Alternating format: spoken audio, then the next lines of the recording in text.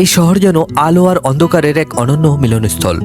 একদিকে প্রেম, স্বপ্ন আর শিল্পের অপার সৌন্দর্য, অন্যদিকে ইতিহাসের বুক জুড়ে লুকিয়ে আছে বেদনা আর স্মৃতির দীর্ঘ ছায়া। প্যারিস শুধু একটি শহর নয়, এটি সময়ের এক জীবন্ত জাদুঘর। সেন নদীর ধীরে বয়ে চলা জলের মতোই এখানে ইতিহাসও প্রবাহমান। প্রতিটি সেতু, প্রতিটি রাস্তা, প্রতিটি প্রাচীন স্থাপত্য যেন কোনো না কোনো গল্প বলে যায়।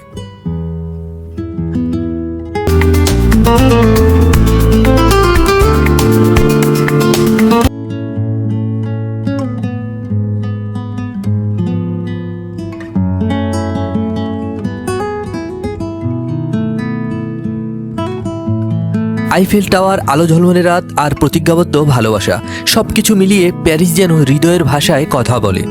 তবুও এই শহর আমাদের মনে করিয়ে দেয় জীবন যেমন সুন্দর তেমনই ক্ষণস্থায়ী।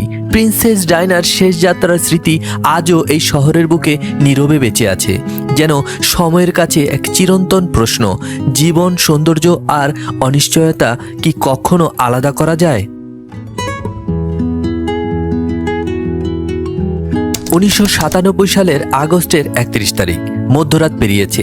প্যারিসের আকাশে তখনও আলো, কিন্তু ইতিহাস অপেক্ষা করছিল এক ট্র্যাজেডির জন্য।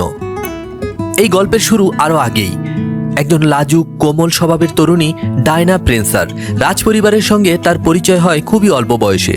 1981 সালে যখন তিনি মাত্র 20 বছরের ছিলেন, তিনি বিয়ে করেন ব্রিটিশ সিংহাসনের উত্তরাধিকারী প্রিন্স চার্লসকে।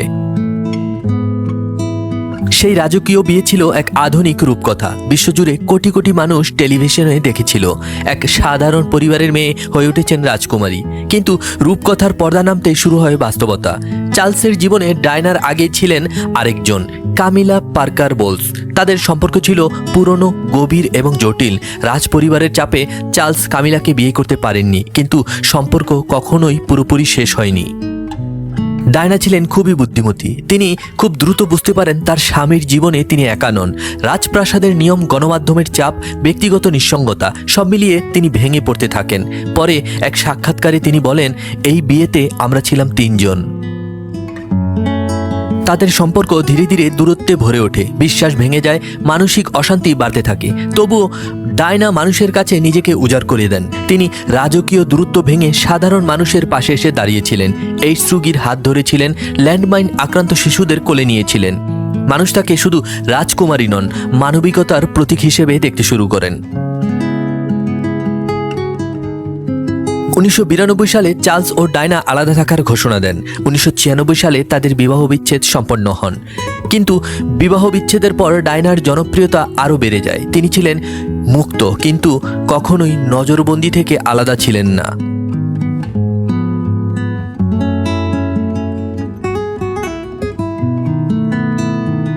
সাল 1997। রাজকীয় জীবন, বিবাহ বিচ্ছেদ আর অবিরাম মিডিয়ার নজরদারি, সবকিছুর পরে তিনি যেন নতুন করে বাঁচতে চেয়েছিলেন।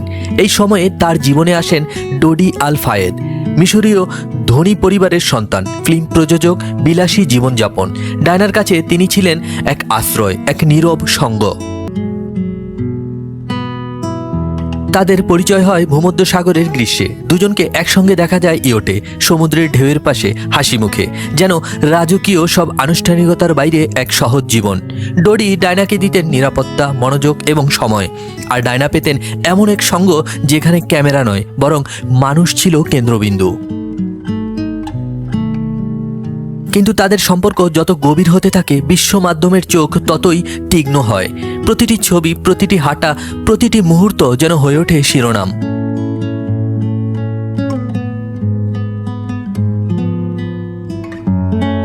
প্যারিসে তাদের আগমন যেন ছিল এক নাটকের শেষ অঙ্কের শুরু।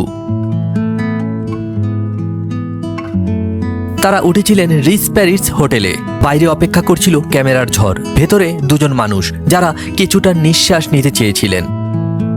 রাত গভীর হলে তারা গাড়ি নিয়ে বের হন। পেছনে ছিল ক্যামেরার ফ্ল্যাশ, সময়ের সঙ্গে প্রতিযোগিতা আর নিয়তির এক অদৃশ্য হাত। তাদের গাড়িটি ঢুকে পড়ে পন্ত দে লা আলমা টানেলে। তারপর একটি মুহূর্ত, একটি সংঘর্ষ, একটি ট্র্যাজেডি। ডোরিয়াল ফায়েদ ঘটনাস্থলেই প্রাণ হারান। গুরুতর আহত অবস্থায় ডায়না সময়ের সঙ্গে লড়াই করতে থাকেন, কিন্তু ভোর হওয়ার আগেই পৃথিবী হারায় তার সবচেয়ে প্রিয় মুখগুলোর একটিকে। তাদের সম্পর্ক ছিল খুবই সংক্ষিপ্ত সময়ের, কিন্তু ইতিহাসে কিছু গল্প সময় দিয়ে নয় বরং আবেগ দিয়ে মাপা হয়। ডায়না ও ডোরির গল্প ছিল ঠিক তেমনই, স্বল্প সময়ের তীব্র অনুভূতির আর চিরস্মরণীয়। আর সেই স্মরণে প্যারিসে স্থাপন করা হয়েছে এক নীরব প্রতীক, ফ্লেম অফ লিবার্টি।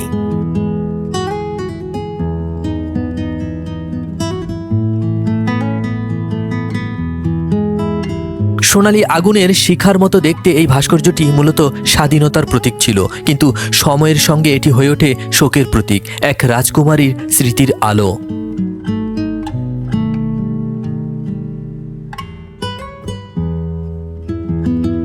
আজও পৃথিবীর নানা প্রান্ত থেকে মানুষ এখানে আসে। কেউ ফুল রেখে যায়, কেউ চুপচাপ দাঁড়িয়ে থাকে, কেউ শুধু তাকিয়ে থাকে সেই অগ্নিশিখার দিকে, যেন ইতিহাসের এক নিঃশব্দ সাক্ষী।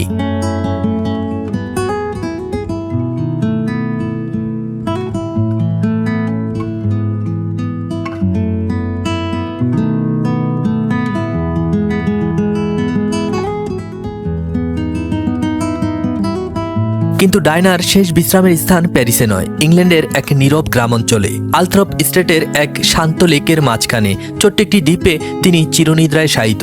চারপাশে জল, নিঃশব্দ প্রকৃতি, রাজকীয় কোলাহল থেকে বহু দূরে, যেন জীবনের সব ঝড় শেষে তিনি খুঁজে পেয়েছেন শান্তি।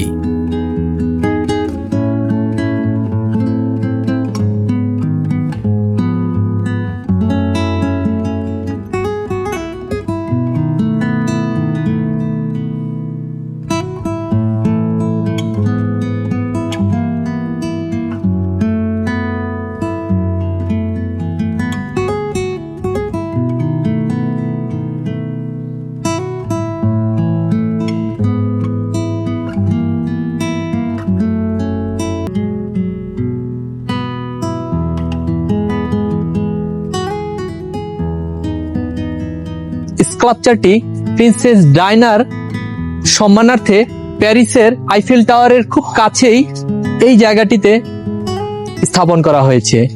কেউ এখানে খুশি মনে আসে না, তাদের মনের আর্তনাদ জানাতে এবং প্রিন্সেস ডায়নার প্রতি ভালোবাসা শ্রদ্ধা জ্ঞাপন করার জন্য এখানে অনেক ভক্তবৃন্দরা ফুল রেখে যান।